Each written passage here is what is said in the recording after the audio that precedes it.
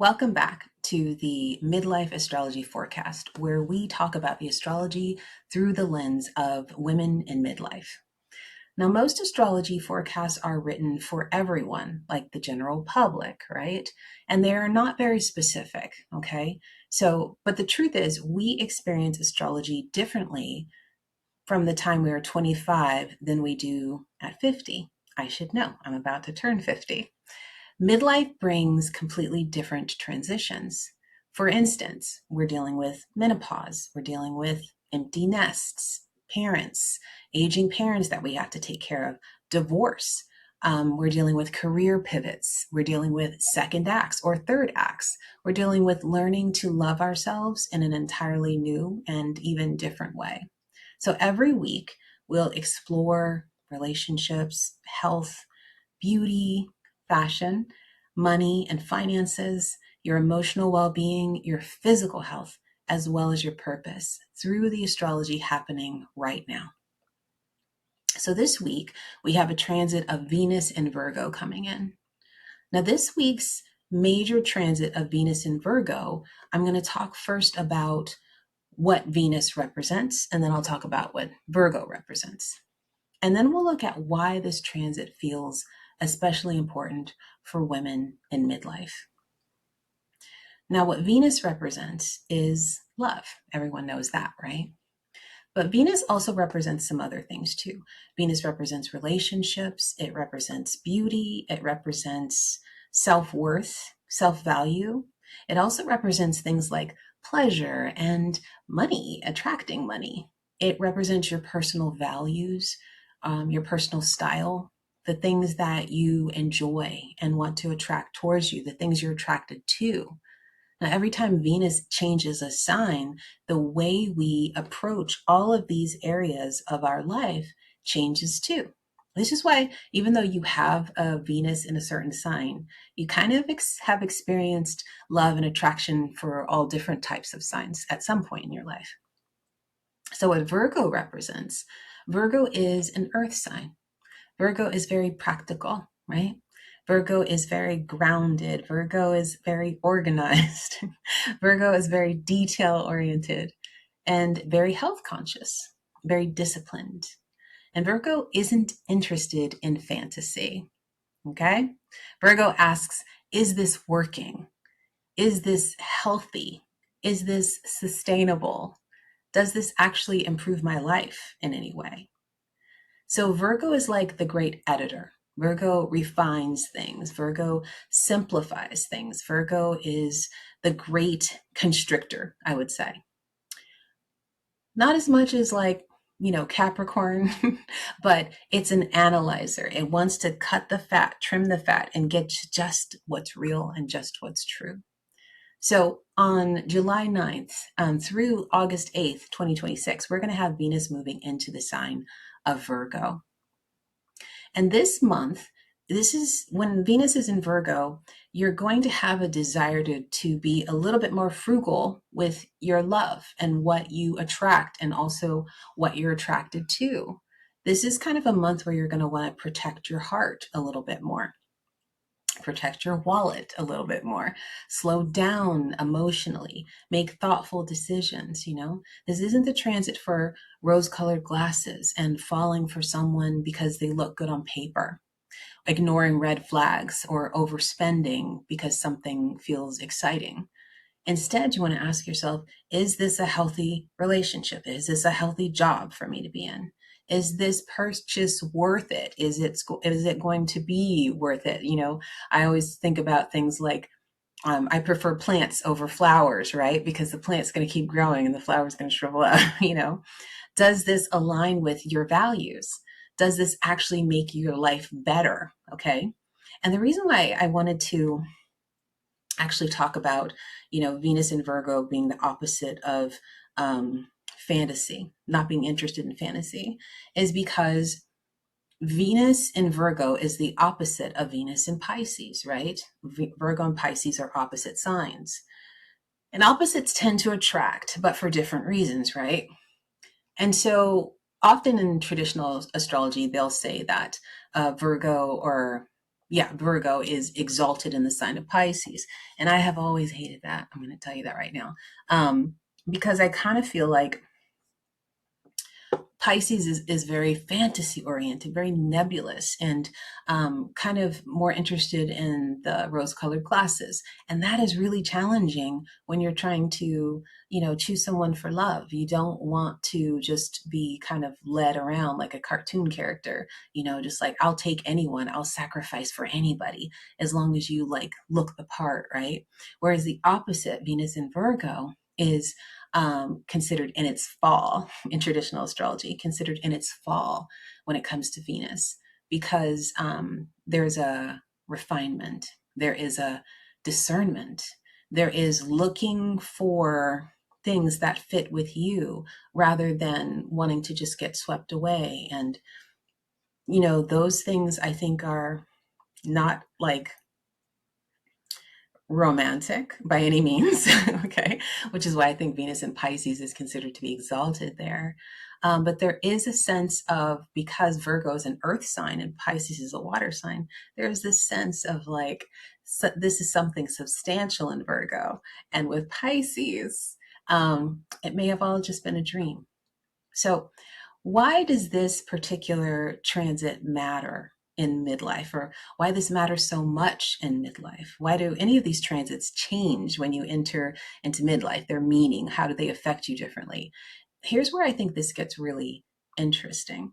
Venus in Virgo isn't always about looking prettier the way that we think of Venus, right? Looking for love, looking for beauty. Sometimes it's about redefining beauty entirely. So midlife has a way of asking women, who am I dressing for now? Right? Who am I trying to impress now? What actually feels like me now? Beauty becomes less about approval and more about authenticity.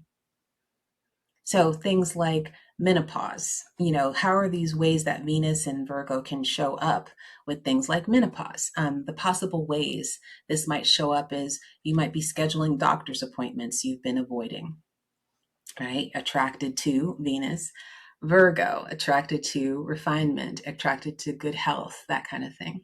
Or finally talking about hormone changes, or looking into HRT, or addressing your sleep issues, or looking at your nutrition, or getting serious about strength training, which is something I did recently, or prioritizing your bone health. Taking your symptoms seriously instead of just pushing through. Those are all ways that you are, with Venus and Virgo, attracted and kind of in love with these very practical, healthy things, right? Virgo rules health. So instead of criticizing your body, you begin taking care of it during Venus and Virgo.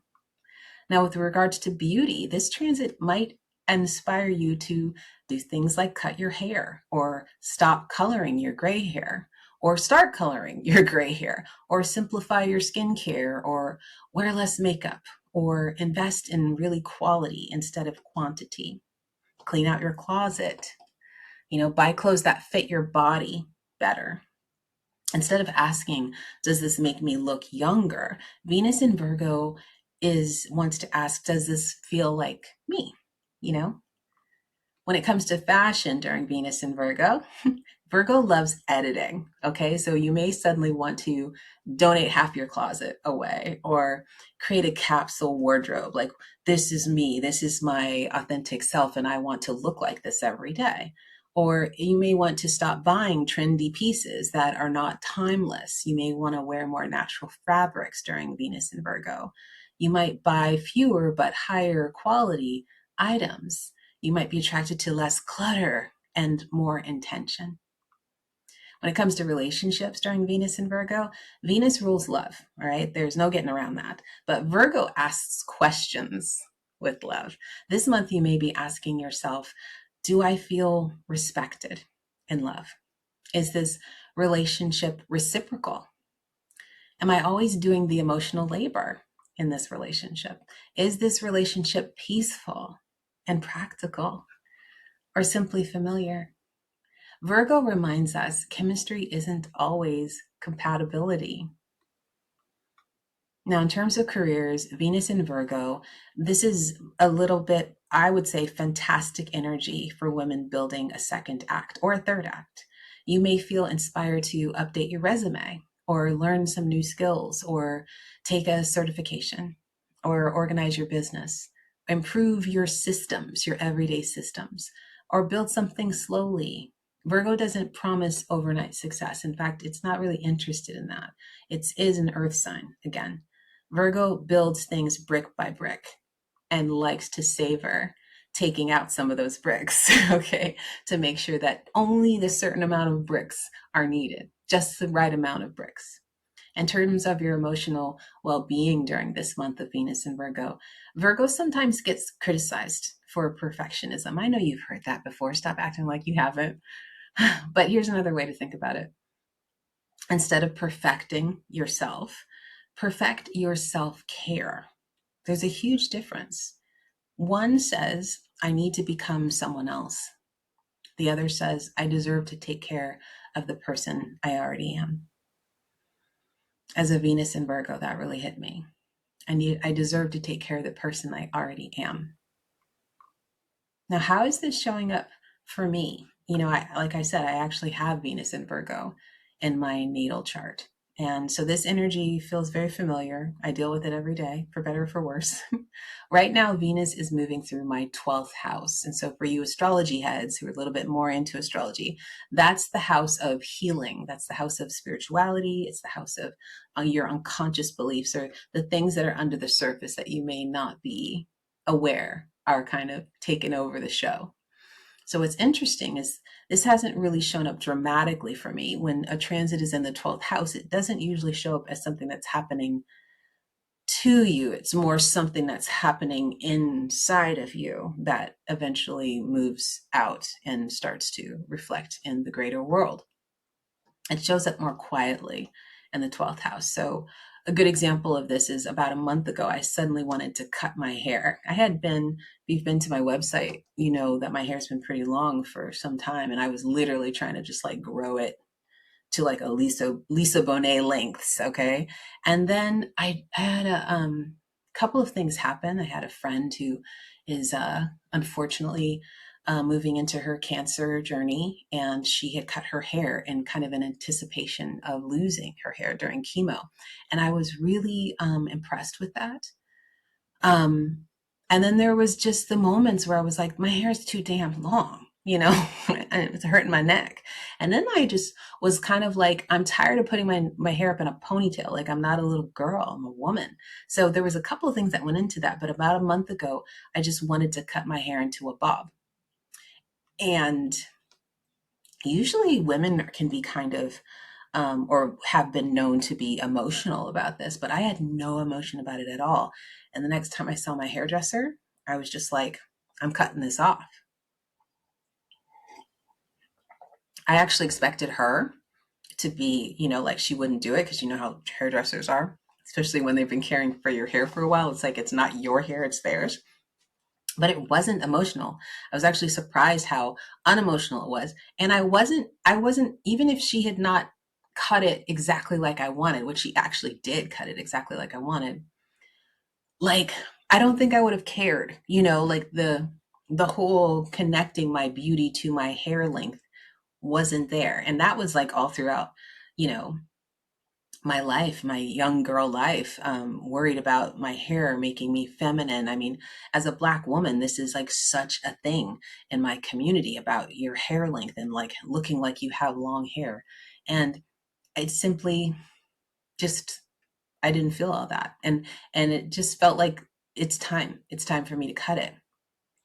And around the same time, I noticed I was having some cramping in my uterus after having sex. And I was kind of like, this is new. I need to have this looked at. And I scheduled a vaginal ultrasound immediately. And I discovered that I have three fibroids already.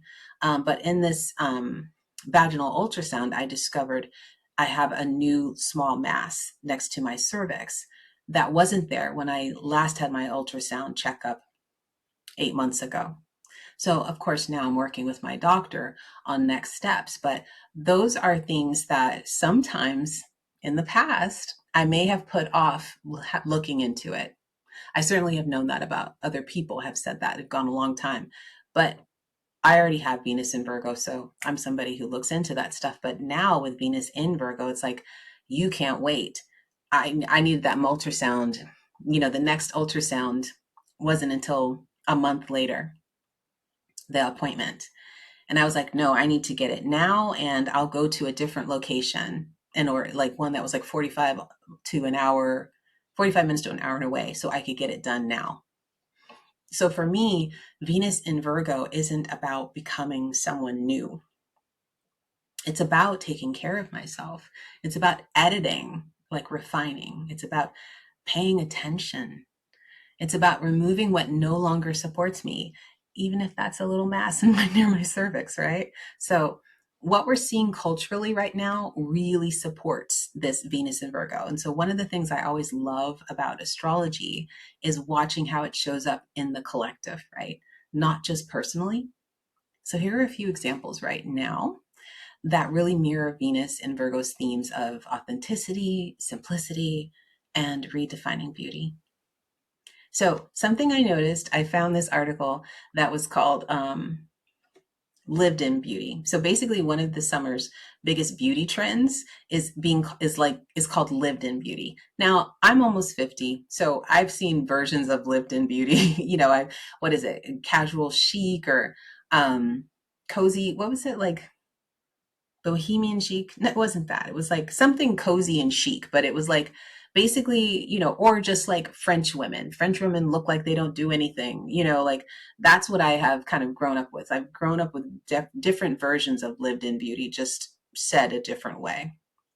And so lived in beauty is all about, instead of perfect makeup and flawless hair, you are embracing softer makeup and natural skin and imperfect hair. And it looks like and feels more relaxed, basically, rather than like perfectly polished, right? So um, that's such a Venus and Virgo thing, like less performance and more authenticity, but not messiness, because that would be Aquarius. Okay. So women over 50 are also right now having hair conversations. They're changing their hair conversations. A lot of beauty editors are talking more openly about how menopause changes our hair. And instead of pretending our hair hasn't changed, the conversations are shifting towards caring for the hair we have, right? Rather than trying to recreate the hair we had at 30. So again, these themes of like loving myself as I am, rather than trying to recreate or create something that I can love. There's also a conversation about real beauty, right? People keep talking about like fake beauty, fake hair, real hair. Companies like Dove are continue expanding campaigns around authentic beauty. They kind of like were the forerunners in that, I think. So things like natural hair, natural aging, and rejecting these kind of AI generated perfection, So the recent messaging from Dove has been focusing on protecting real beauty in a world increasingly filled with filtered and AI generated images. And I have to say, maybe this is my Venus in Virgo, I hate filters. I've never put filters on any picture I have. And I think that that's not true. I put like bunny ears and, stupid stuff. But like in terms of like altering my features, no. And even when they had those apps, the apps that will show you what your hair looks like with different hairstyles, I just didn't want AI to show me a picture of myself that didn't look like me. And so I think that we're going to see that show up as more of a trend during this month of Venus in Virgo. Also, we're having conversations about natural hair and gray hair. We're continuing to see women embrace their natural textures of hair, their gray hair. There's less pressure to hide the signs of aging, basically. The ongoing crown movement celebrates natural hair as something to honor rather than change to fit outdated beauty standards. And that was something I found at Global Newswire. So this is where you need to find out where Venus in Virgo is going to be showing up for you this month. Now, Venus is moving through one specific house in your birth chart, and that house tells you exactly where you'll experience this energy, the area of life So if you want, I have put down a step-by-step guide in the description below so you can easily find your house, the area of life where Venus and Virgo will be transiting this month and where it may be showing up for you the loudest. And I'd love to know, how is Venus in Virgo already showing up for you? Are you simplifying things? Are you changing your health habits? Are you cutting your hair? Are you cleaning out your closet? I'm not doing that one. Are you building a second career? Are you looking at your relationships differently? Tell me in the comments.